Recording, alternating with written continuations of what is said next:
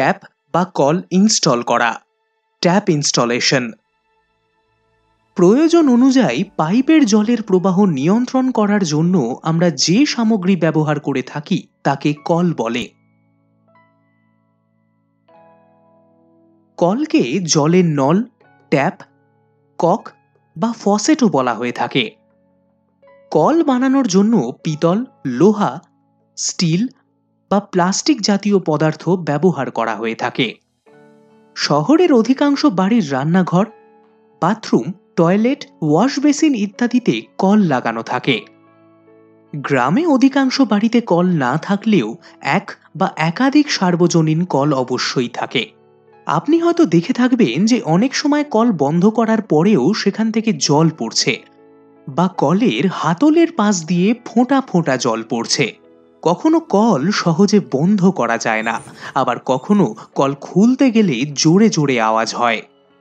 আপনি কি জানেন এটা কেন হয়? কলের মধ্যে কিছু ত্রুটি থাকার কারণে এ ধরনের সমস্যা দেখা যায়। বালি, ধুলো বা অন্য কোনো কণা ওয়াশারে জমার কারণে খারাপ হয়ে যাওয়া এবং তা ক্ষয় হওয়া, কলের স্পিন্ডল বা গ্ল্যান্ড নাট ঢিলা হয়ে যাওয়া, কলের স্পিন্ডল বেঁকে যাওয়া, স্পিন্ডলের থ্রেডে ক্ষয় ধরা, এই সব কারণের জন্য কল খারাপ হতে পারে।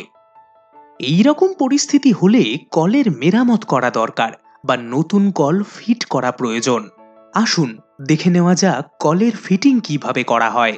কলের ফিটিং এর জন্য adjustable wrench, screwdriver, Teflon tape এবং সেফটি গ্লাভসের প্রয়োজন।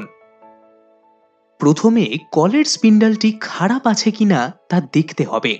যদি স্পিন্ডলটি খারাপ হয়ে যায় তবে বদলে দিন, তা না হলে খারাপ কলটি বদলে দিন।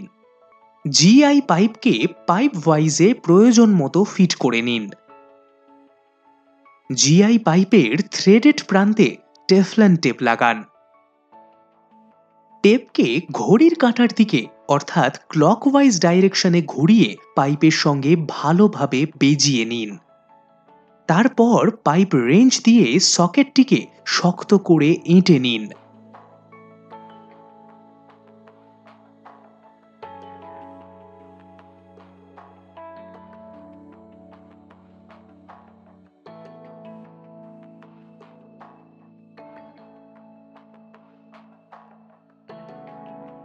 এক হাত দিয়ে কলটি ধরুন এবং অন্য হাত দিয়ে কলের থ্রেডের ওপর টেফলন টেপটি বেজিয়ে নিন।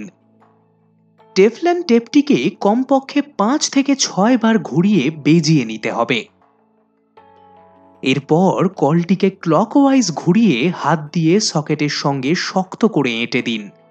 টেফলন টেপ জয়েন্টের বাইরে যাতে দেখা না যায় সেই বিষয় খেয়াল রাখবেন। পাইপ রেঞ্জ বা অ্যাডজাস্টেবল রেঞ্জের সাহায্যে সকেটের সঙ্গে কলটিকে শক্ত করে এঁটে দিন।